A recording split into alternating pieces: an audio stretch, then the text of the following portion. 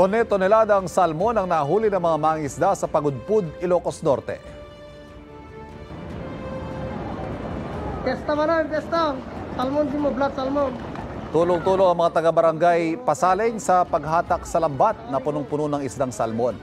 Tumitimbang yan ng halos 10 tonelada. Sabi ng mga mangingisda, ito ang pinakamaraming salmon na nahuli nila ngayong amihan season.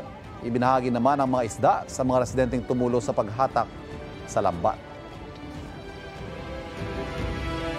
Kapuso, para laging una ka sa mga balita, bisitahin at mag-subscribe sa GMA Integrated News sa YouTube. Sa mga kapuso abroad, samahan nyo kami sa GMA Pinoy TV at sa www.gmanews.tv.